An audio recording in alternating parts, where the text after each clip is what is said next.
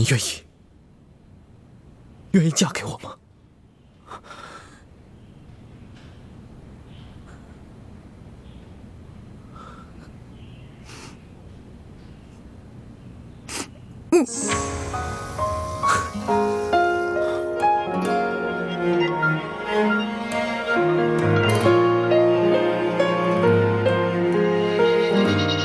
那你真的放下康熙了吗？朱哥哥，请你再给我一点时间，让我慢慢忘了龙小弟，行吗？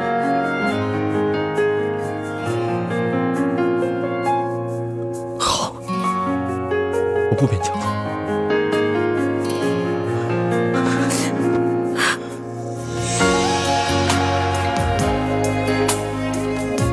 对不起了，龙小弟。从此以后，你就好好的对你的3宫6院七煞而飞吧。而我要忘了你，我要一心一意的对待我的朱哥哥。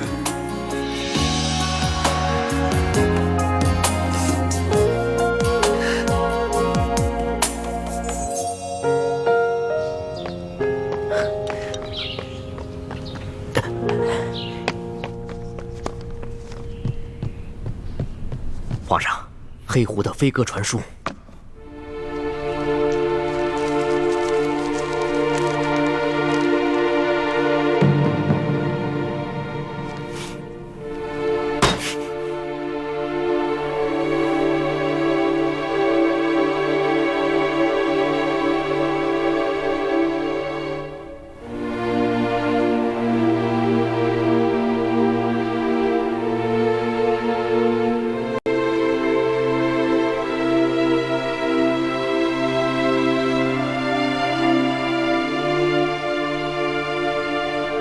传所图。这。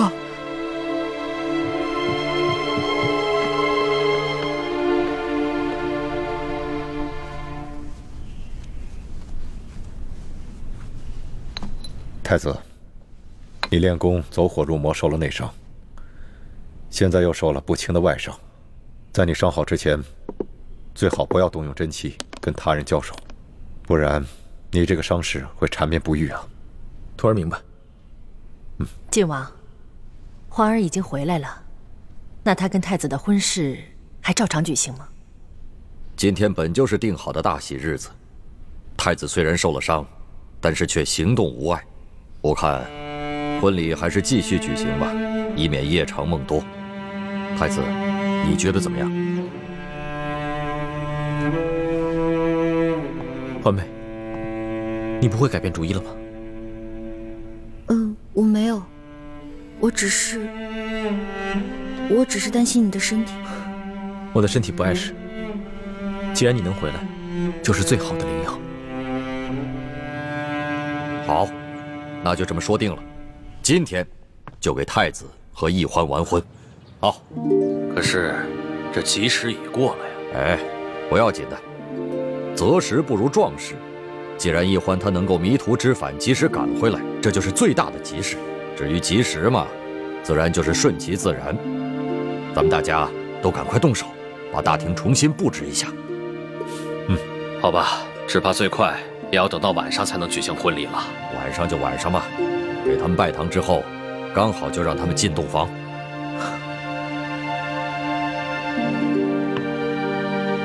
欢妹，你如果真的后悔了，现在还来得及。不，一切听从师父跟爹的安排吧。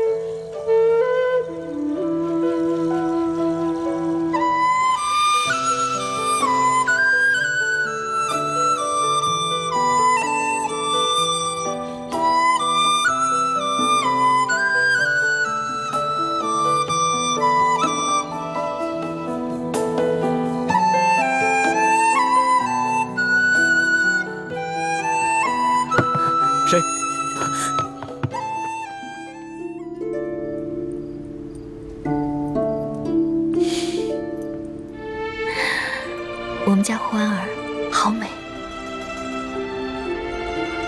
好了，我们可以出发了，可千万别让新郎等太久。樊姐姐，等你出嫁的那一天，到时候我也为你梳妆吧。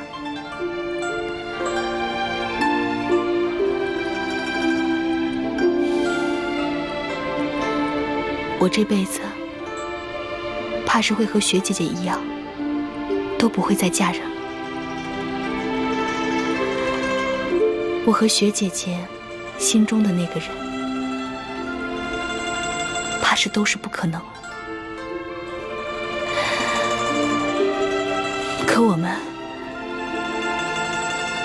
既然不能跟心中认定的那个人在一起，怕是这辈子都不会再嫁给别人。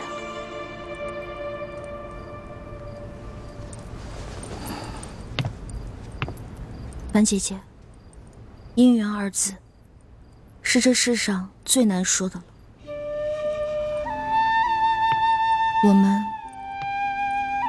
会遇到有情无缘的人，可有些人却是命中注定。我跟你其实是一样的，在我心里的那个人，我跟他注定是不可能了，所以我们是有情无缘。可我跟朱哥哥呢，就是命中注定。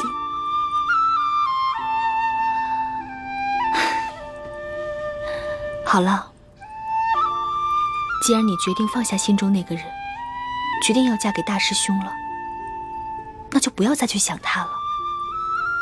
不然的话，不仅会伤了大师兄，还会伤了大家的心，更会伤了你自己的心。准备好了吗？哎呀，欢儿，你这身打扮可真漂亮。倩影，你要准备好了，就快把新娘子带过去，赶紧拜堂成亲，新郎都等急了。哎呀，知道了，娘，我们马上就好。快点啊，快点，欢儿。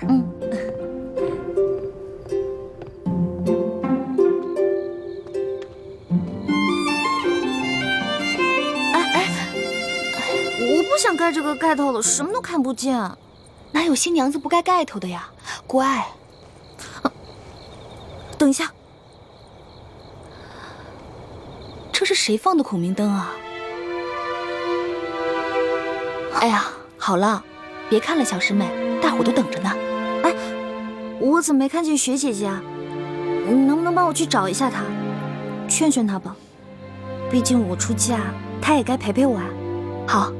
那我去叫他，也劝劝他，把以前发生的事情都放下。那你可在这乖乖等我啊。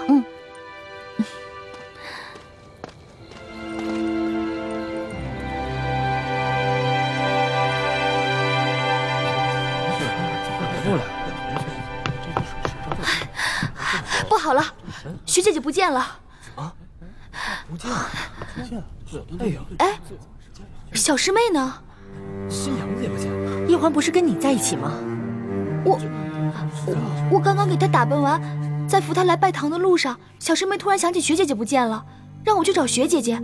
结果我这雪姐姐没找着，回来路上小师妹也不见了，我还以为她自己来大厅了呢。这可怎么办？这可怎么成亲啊？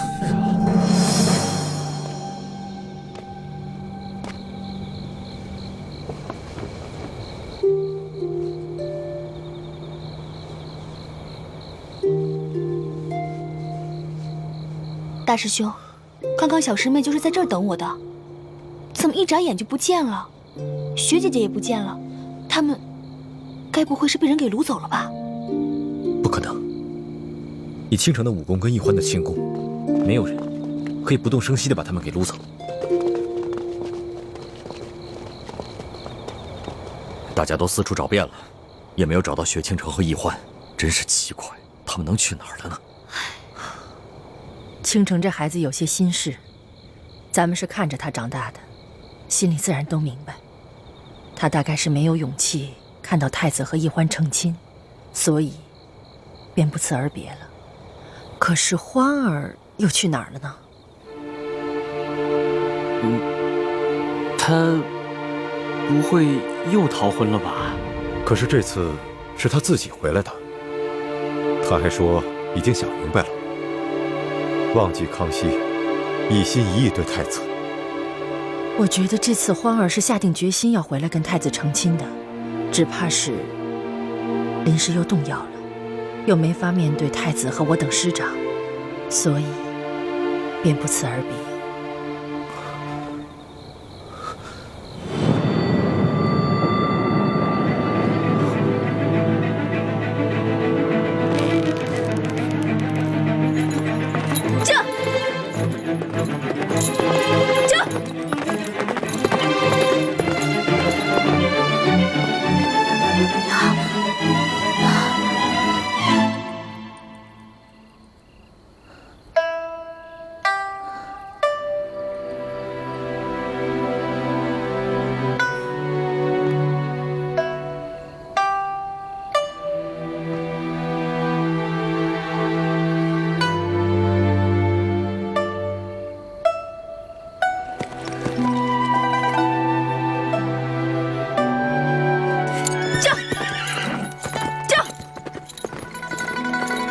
老大，你终于来了。你这穿的是明朝的新娘服吧？真美。你看到了，今天是我大喜的日子。你这么着急来见我，是想当面祝福我呢，还是想趁机把明珠谷的人一网打尽呢？都不是。小弟是毒瘾发作，想和老大赌2把。我还要回去拜堂呢，没时间跟你赌。赌的不是骰子，赌的是心。第1把，朕放一盏孔明灯，赌你能不能看见。若是你没有看见，或者是你看见了不来，那朕就输了。幸好你看见了，而且你孤身来见朕，就说明朕赢了。不，你输了。我孤身来并不是想见你，而是想告诉你，我要嫁人了。如果你还念着一点我们之前的旧情的话，就请你别打扰我今天的洞房花烛之夜，也别派你的兵来追杀我们。朕若是要派兵追杀你们的话，就不会用这样的方式跟你见面。朕不相信你会嫁给朱思轩，朕也接受不了你嫁给朱思轩。朕第2把赌的就是等你见到朕之后，你是否愿意跟朕走。那我现在就告诉你，你输了。未必吧，朕不相信你心里没有朕，就像朕忘不了你一样。一得到你要成亲的消息，朕就六神无主了。朕不会让你嫁给朱慈轩的，朕也不会让你再离开朕的身边。你怎么知道我今天要成亲了？因为你我是同月同日生，又是结拜兄弟，所以心有灵犀一点通啊。你别骗我了，我跟你只是同月同日生，可我跟朱哥哥却是同年同月同日生，我跟他的缘分不比你强吗？我问你，是不是我们谷里还有你的奸细？老大，不对，欢儿，复明是不会成功的。你与其等着做什么朱明的太子妃，不如做我大清的皇妃。你虽是汉女，但是朕可以给你抬一个旗级。你虽然当不了皇后，却能得到朕的专宠。我现在已经不是你的老大了，你也不再是我的龙小弟了。我们两个结拜，对你来说不过是一时兴起的玩笑，而对我来说就是一场梦。如今梦醒，我们都不要再这样继续下去了。我根本就不想要你的什么专宠，跟我一点关系都没有。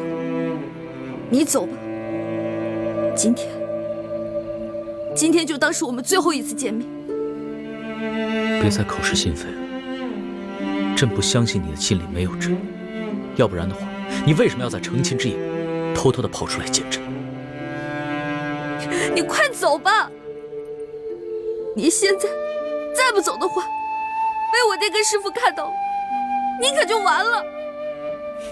你看看，你还是那么关心朕，今夜你不跟朕走的话，朕是绝对不会走的。你简直就是个无赖！你现在拿下一个真龙天子，拿下一个九五之尊啊！真龙天子、九五之尊，那是对别人而言。在你的面前，以前朕是你的龙小弟，以后朕是你的男人。走开！走开！走开！你打吧，你打死朕吧！你要么打死朕，要么跟朕走。我恨你！我恨你！我恨你！我恨你！我恨你！你现在让我怎么办？我该怎么办？我已经发过誓，我心里不能再想你了。如果我再想你的话，那我就一辈子吃糠咽菜，穿粗布麻衣，变成一个丑女人了。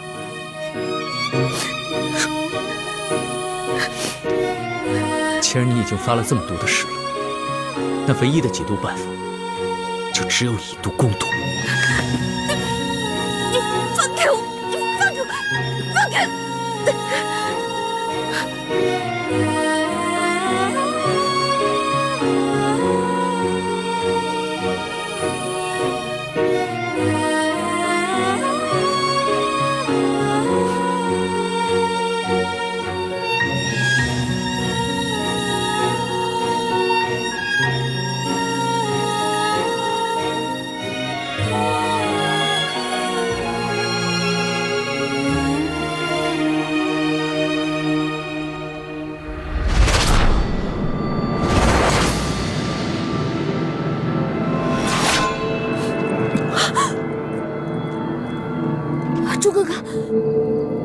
朱哥哥，你答应过我的，你不会杀陆小弟的。可你也答应过我，会心甘情愿地嫁给我，一心一意对我。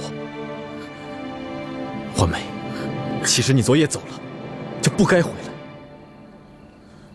不该给我希望，又马上让我绝望，不该把我最幸福的一刻变成最耻辱、最伤痛的时刻。对不起，对不起，对不起，朱哥哥，我也不知道为什么。只要你别杀他，我现在就跟你回去拜堂成亲。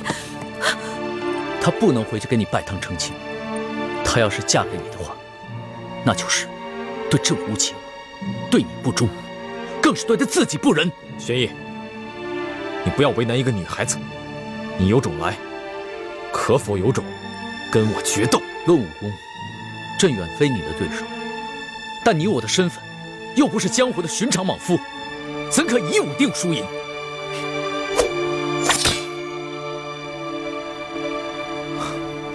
若你我争的是天下，自然不该以武论输赢。但现在，我们争的是一个女人，则你我的身份，不过是世间一寻常男子。爱新觉罗玄烨，拔剑吧！我就站在这里不动，只用一双肉掌与你交手。你若能逼得我双脚动一下，就算你胜，我和易欢的婚事取消，你带他离开。你若是败了，我也放你一次，让你离开。我带易欢回去继续我们的婚礼。是男人，就接受这次挑战，否则滚回你的紫禁城，做你的八面威风的皇帝。但是，你再也没有资格以寻常男人的身份来跟我抢易欢。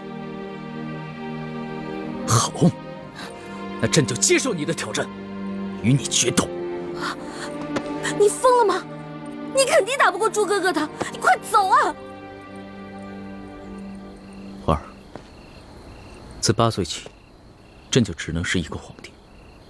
但是朕现在想任性一回，做一回世俗男子，去真真正正的跟朱慈轩来一个决斗。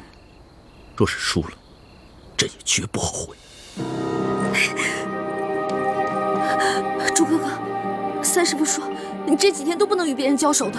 康熙都应战了，难道我还怯战不成？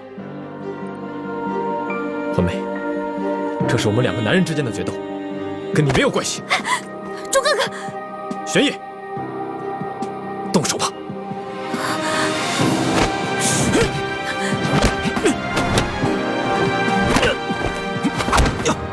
陆小弟，朱哥，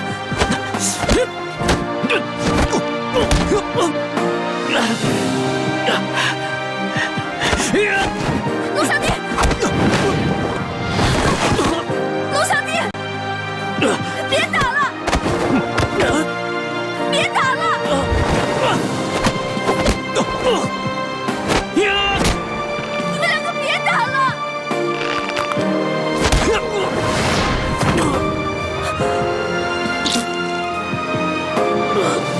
玄烨，你现在明白了，做皇帝，你或许比我强，但做男人，你永远比不上我。所以，你还是认输吧。绝不认输！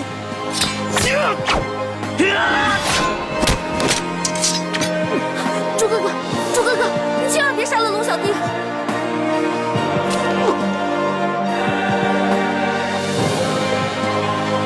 朱哥哥，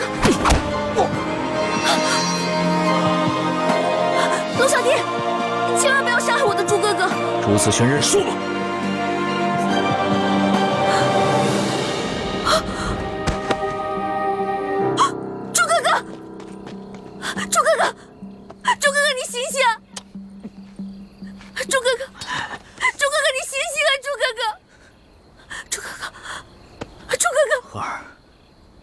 他已经输了，你跟朕走吧。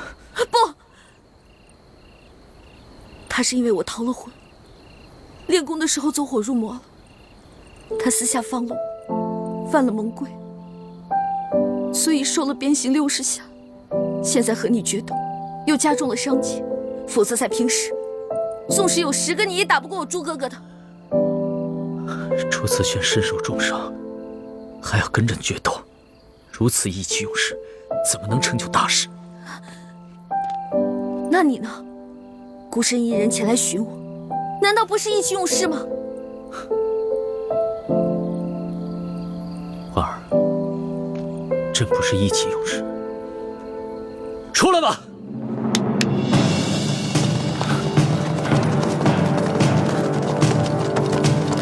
皇上。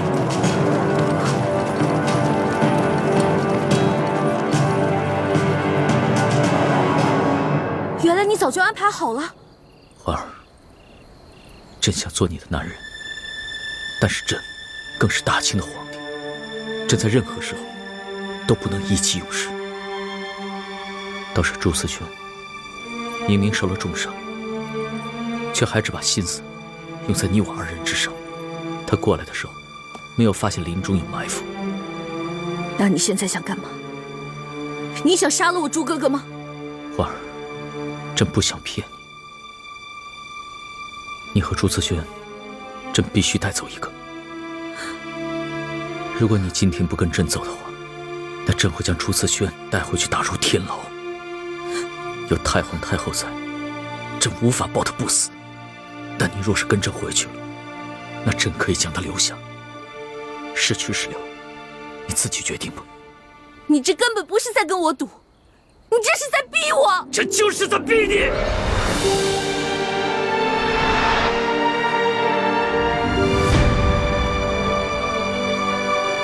因为朕输不起，朕不能没有你，朕更不能眼睁睁地看着你去嫁给朕最大的敌人。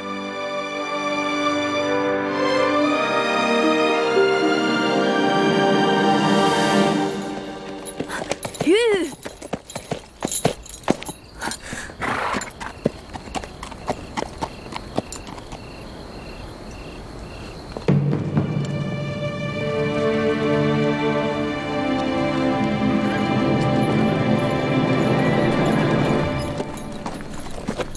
易欢，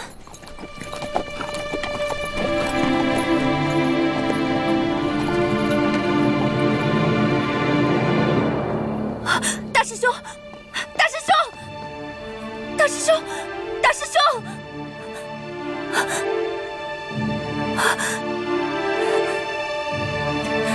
我还是先把你送回去。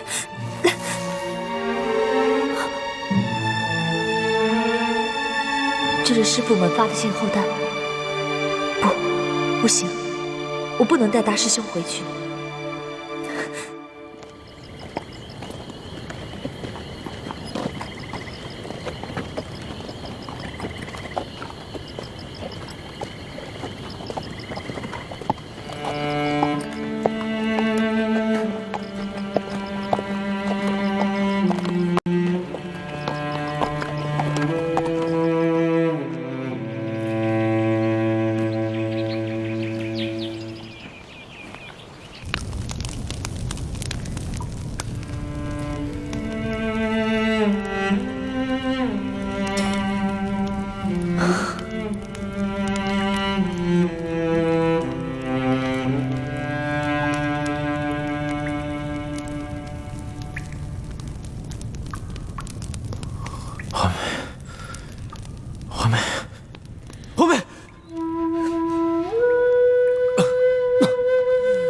大师兄，你醒了。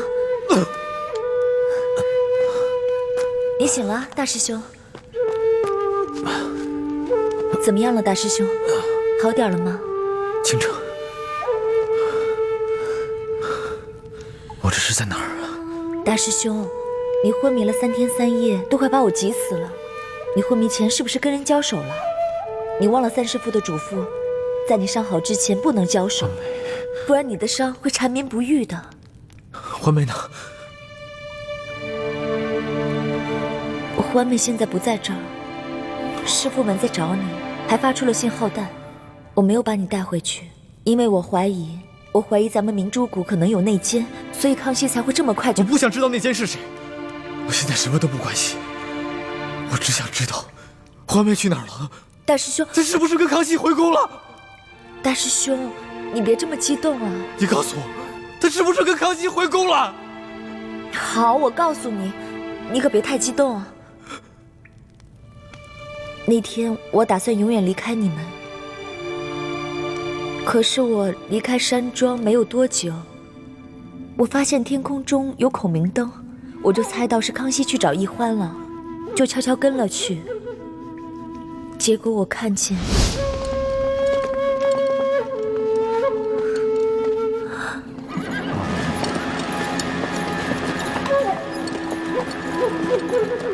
易欢。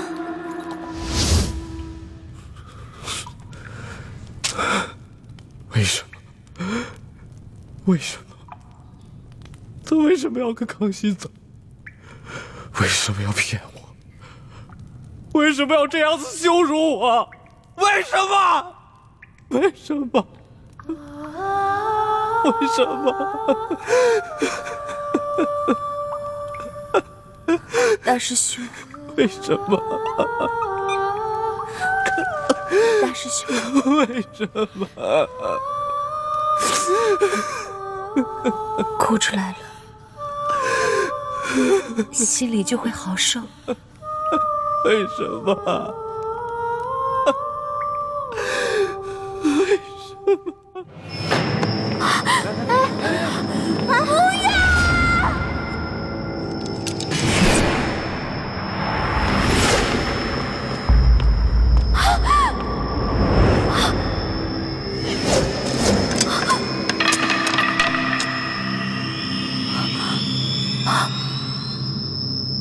龙小弟，你不是答应过我吗？你永远不会杀他们的，你不能出尔反尔啊！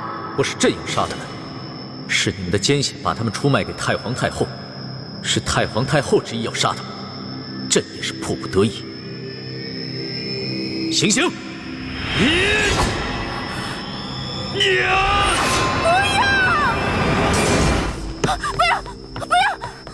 师叔姑娘，你怎么了？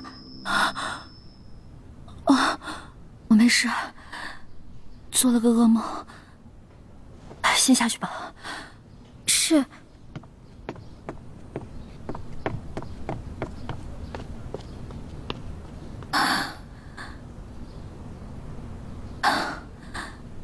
朱哥哥，你怎么样了？你现在是不是很恨我？以为我无情无义的抛下了你，跟着康熙走了呢？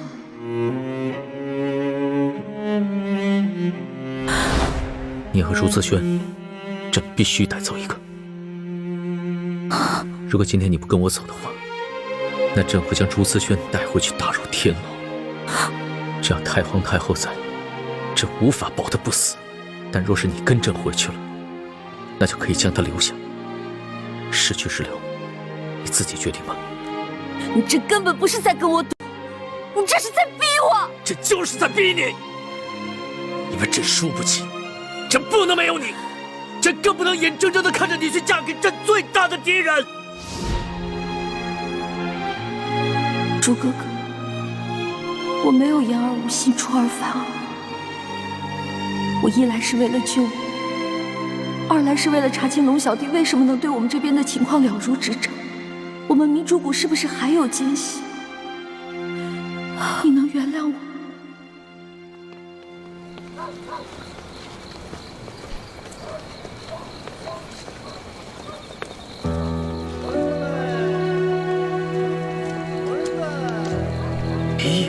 什么东西？这人怎么穿这样？哎呦，这不前朝服饰吗？真是少见。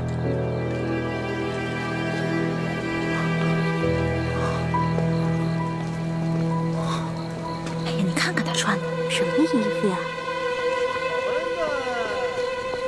热腾腾的馄饨。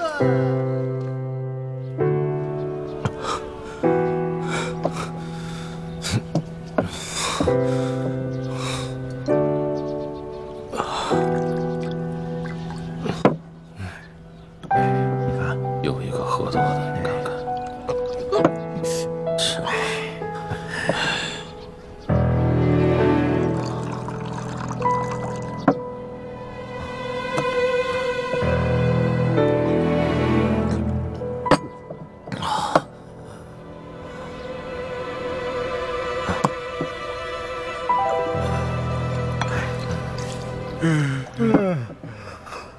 小二，拿酒来。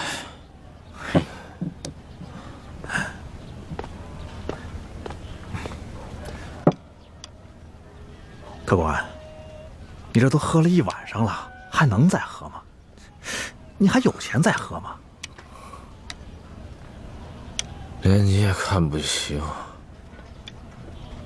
你以为我没钱吗？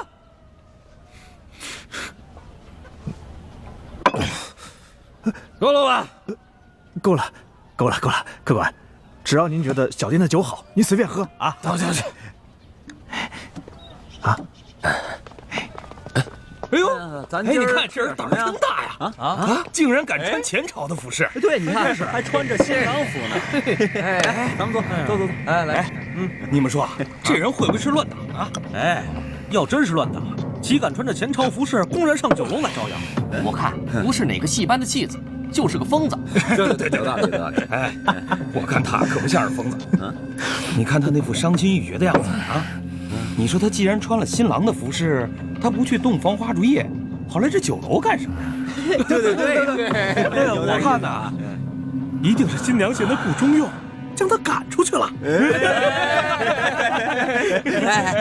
我跟你们说啊，这说不定是这新娘子别有所爱，逃婚去了。那这个男人岂不成了一个大乌龟？王八！给我滚！他说什么？啊！给我滚！哎呦喂！敢让大爷滚，爷现在让你滚，你滚！呀！好汉不吃眼前亏，咱们撤，快撤！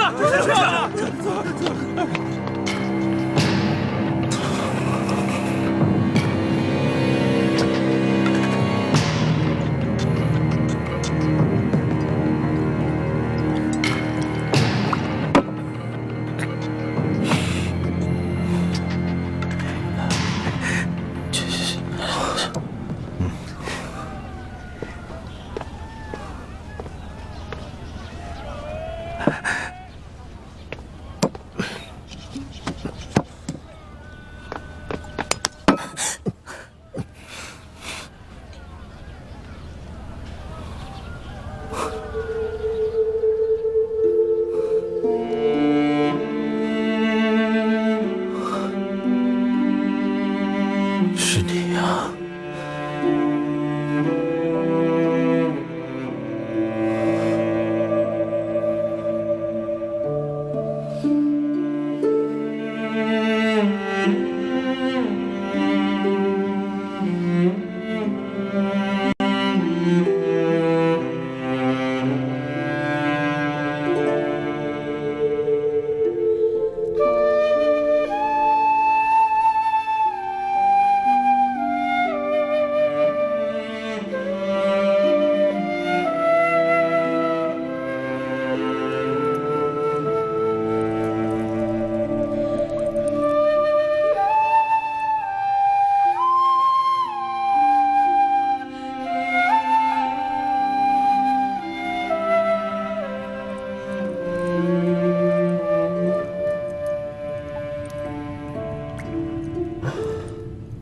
酒，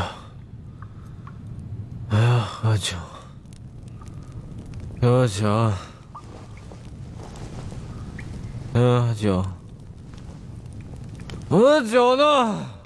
哎，我的酒呢？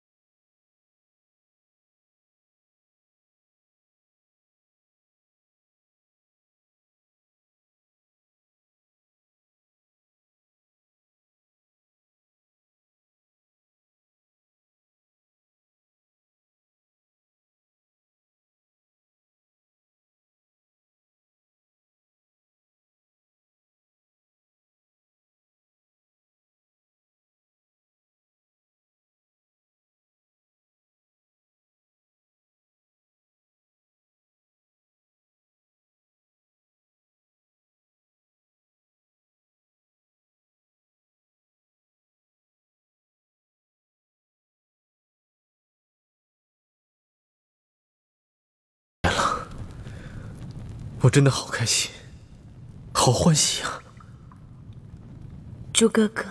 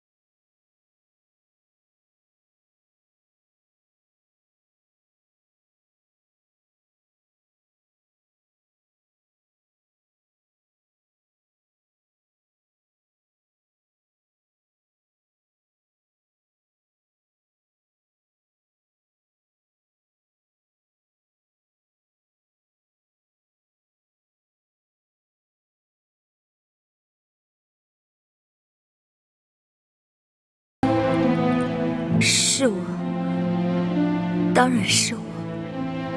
大师兄，我是真心爱你的，我愿意做你的新娘，我愿意嫁给你。不，你别这样，不可以。为什么不可以啊？大师兄，你别再想着小师妹了，小师妹已经跟着康熙走了，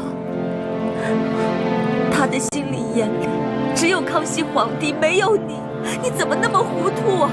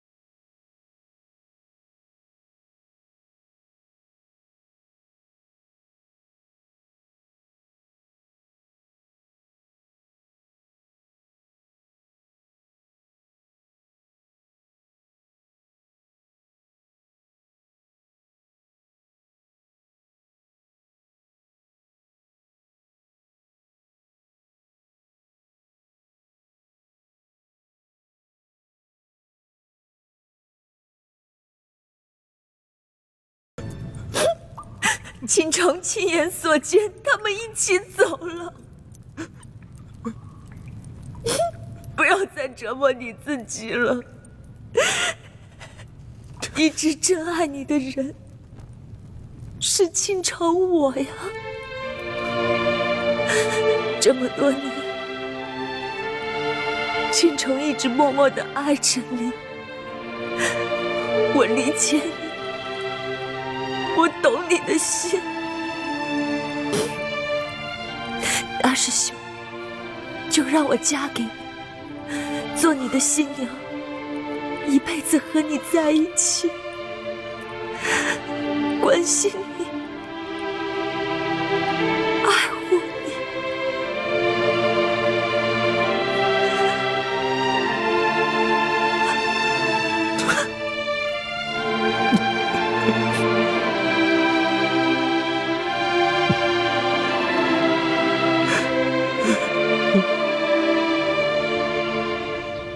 皇上本来跟哀家说的好好的，只是为了收服人心，才暂时呢放了朱思权等人。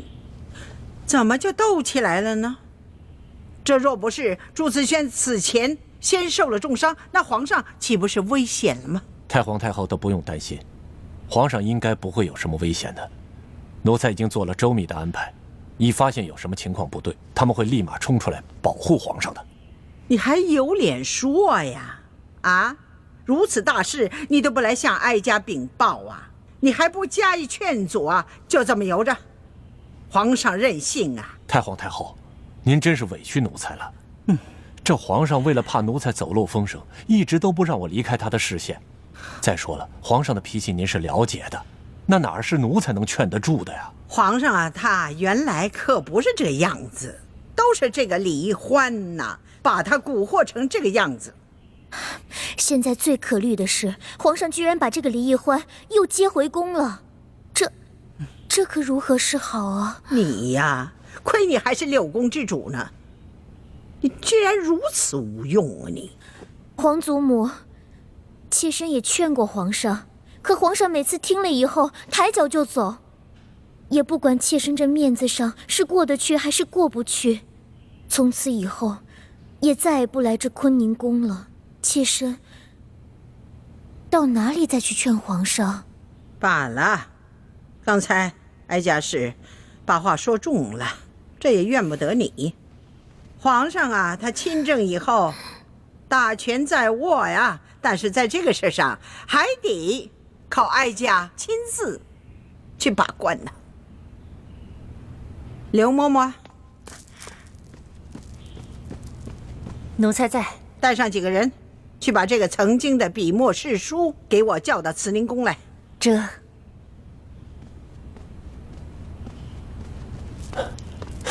太皇太后啊，您要见着李易欢，那奴才也不方便待在这儿了，奴才就先告退了。万一要是传到皇上那儿，皇上会怪奴才多嘴的。你也去吧，以后再有什么事情，还得要你及时向哀家禀报啊。这皇上真的身边不能缺少像你这样的忠心耿耿、不怕给皇上纠错的人呐。多谢太皇太后，奴才告退了。奴才告退。哎呦，这个李玉欢呐，居然还敢回来，真把这紫禁城当成想来就来，想走就走啊？有这么随便的吗？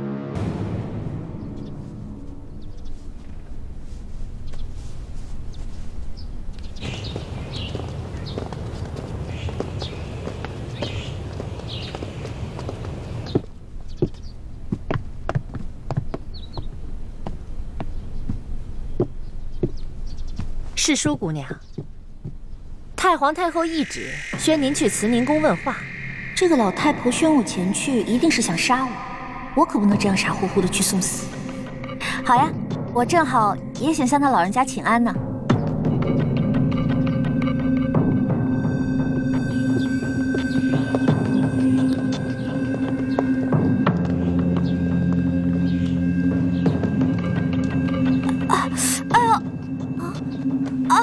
世淑姑娘，你没事吧？不好，世淑姑娘肚子疼，得赶紧传太医。世淑姑娘，你这病发的也太巧了吧？太皇太后刚一传诏，你就病了？刘嬷嬷，我也不知道怎么着，我这突然就肚子特别疼。你呀，就别在我面前耍这些小把戏了。你可别忘了，你刚进宫的时候，不知使了多少花样想要糊弄我呀！哼，怎么着？今天故伎重演，我可是不会再上你的当了。你们两个听好了，今天他就是真的病了，抬也给我抬到慈宁宫去。这大胆！奴婢给皇上请安，皇上吉祥。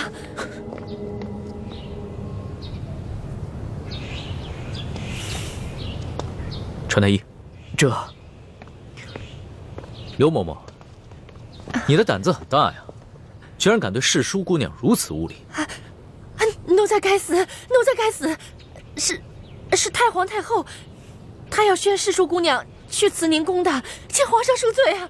好了，你去回禀太皇太后，就是世淑姑娘病了，等她病情好转了，朕再陪着她，去给太皇太后她老人家请安。是。走。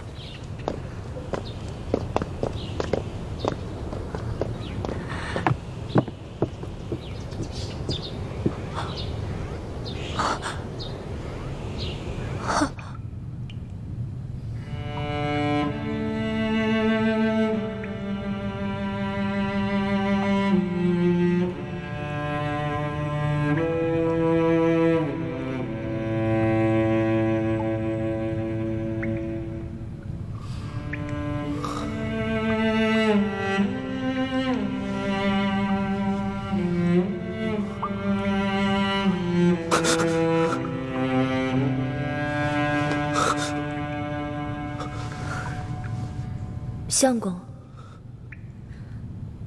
你怎么了？相公，别这么叫我，别这么叫我，我求求你别这么叫我。我们已经成亲了，我不叫你相公叫什么？你还应该叫我娘子呢。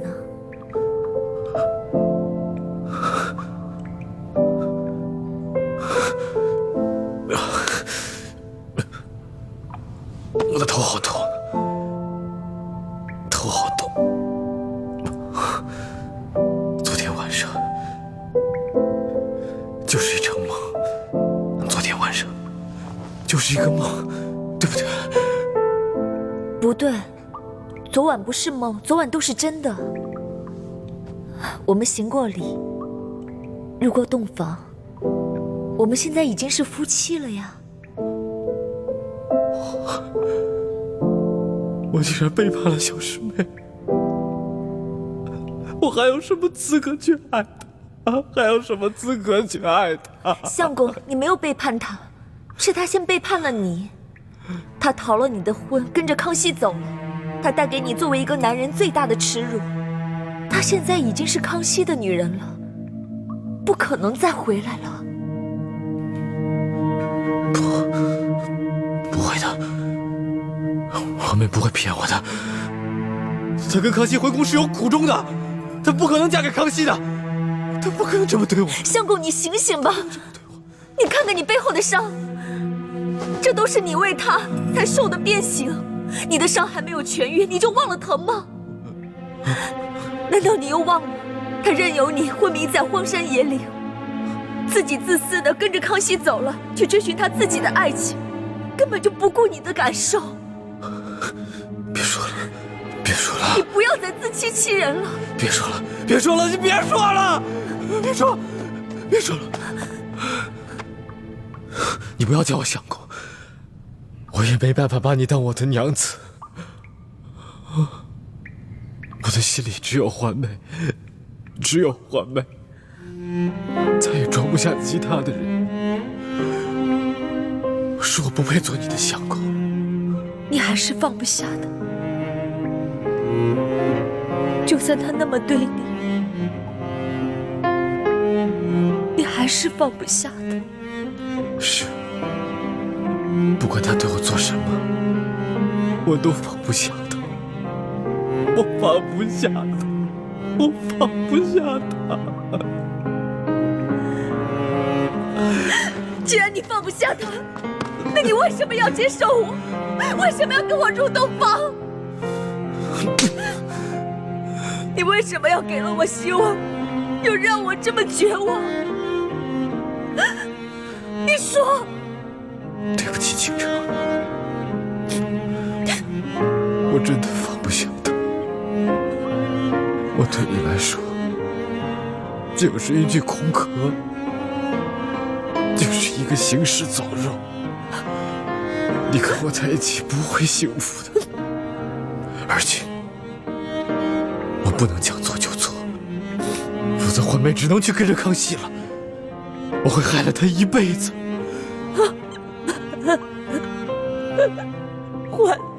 欢梅，你口口声声只知道欢梅，为什么欢梅做了什么事情你都能够包容她？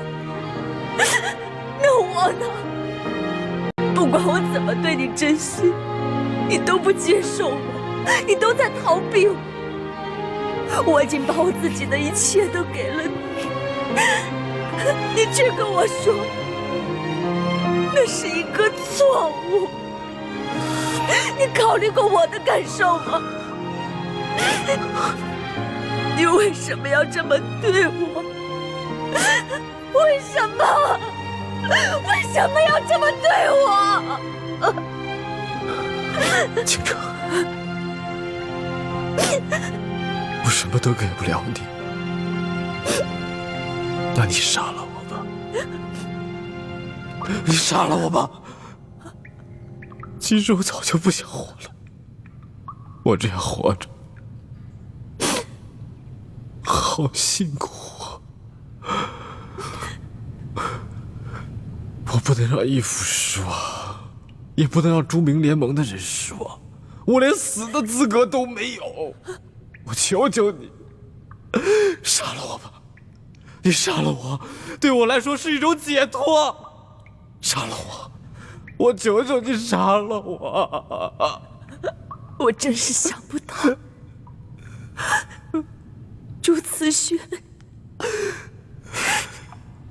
你对我竟然能绝情到这个地步！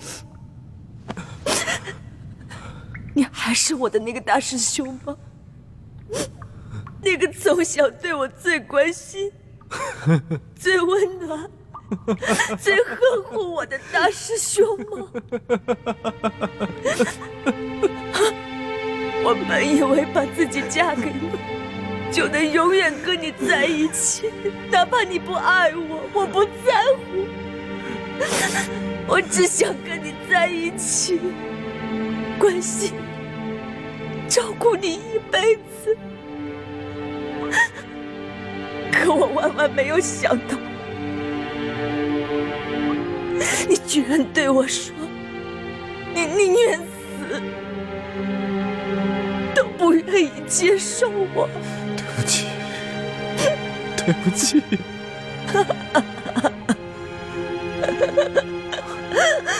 倾城，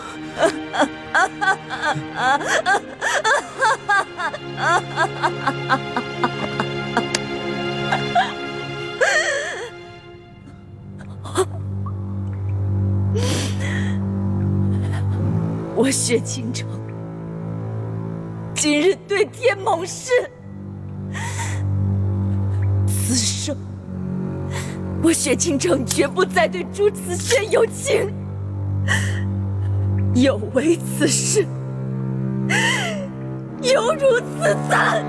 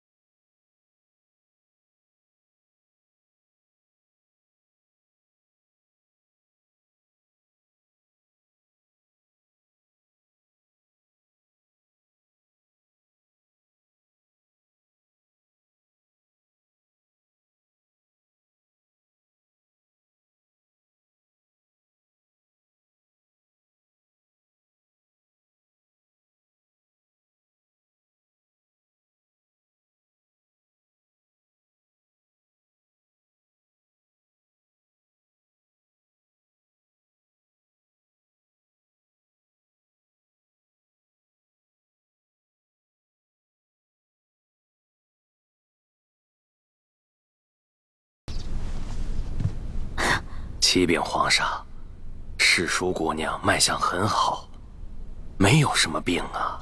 胡说！世淑姑娘明明很难受，怎么会没病呢？她的身体要是出了问题，你担得起吗？那臣先开几副调养身子的药吧。这就对了嘛。世淑姑娘啊，她的病很严重，明白了吗？臣明白了，臣明白了。那臣这就去煎药。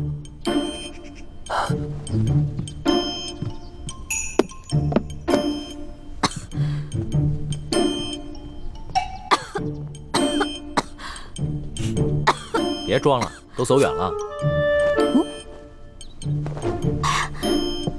你小点声，要是被太皇太后知道了，又该找我麻烦了。你放心吧，太皇太后那边有朕担着呢。虽然这么说，可是我还是有点害怕，还是有点担心。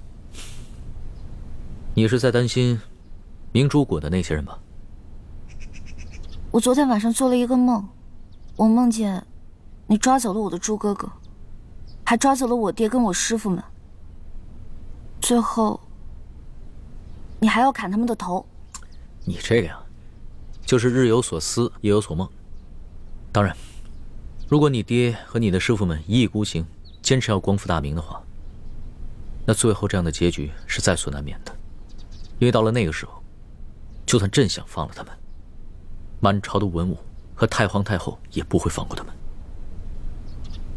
我明白，我以前一直认为皇上是这天下最大的官，可以为所欲为。可是在我进宫大半年以后，我才发现，原来身为皇上，也有太多的身不由己。龙小弟，我这次答应你回宫，不仅仅是为了救猪哥哥的性命，我还想开诚布公的跟你好好谈一次。你想谈什么？说实话，从小到大，我爹跟师傅们都教导我，要光复大明。我们明珠谷的孩子都以光复大明为一生中最大的责任。可是我始终不明白，我们为什么一定要光复大明呢？我爹跟师傅们总是说，朱明王朝才是正统。我们大明是如何如何的好，你们大清是如何如何的不好。可是自打我进宫到现在的大半年时间，我看着你这个皇上，心里不仅仅有你们大清，还有全天下的老百姓，所以这让我很矛盾。龙小弟，你跟我说实话，如果我真的说服了我爹跟师傅们放弃光复大明，你真的可以既往不咎吗？那当然，这也是朕为什么连续2次放了朱思轩的原因。他和你爹，还有你的师傅们，都是前明各行各业中的顶尖人才。他们要是肯放弃对抗朝廷，辅佐朕，平定三藩，收复台湾，那才是真正的造福百姓。否则的话，就是年年内战，天下大乱，天下的老百姓就更苦了。你不会骗我吧？你之前跟我说要惩处贪官，肃清吏治，可是你最后还是放了阿碧琪、隆德多那些坏蛋，我还能再相信你吗？朕之前是说过，要杀阿碧琪、隆德多那些贪官，但是你得给朕时间呢。你给朕3年时间，朕一定会把他们清除干净的。如果你还不相信我的话，那我们击掌为誓。如果朕没有做到，你就取了朕这条性命，朕绝无怨言。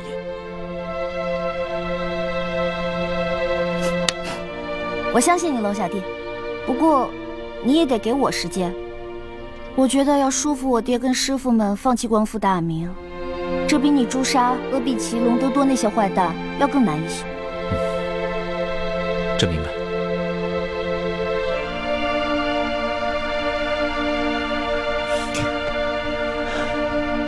花儿，这化解朝廷与明珠谷之间的矛盾，就全在你和朕2人了。